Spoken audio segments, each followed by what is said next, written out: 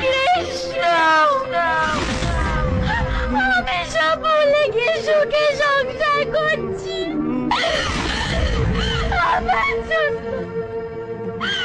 আমার জন্য আজকে তুমি পাগল হয়ে গেছো।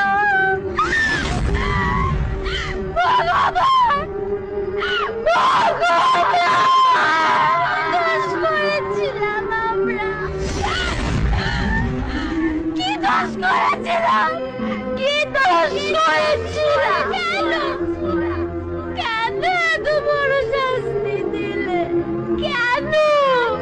আমরা তো শুধু ভালোবেসেছিলাম। আমি আর কারোর কথা শুনবো না। আমি শুধু তোমার কৃষ্ণ, আমি শুধু তোমার।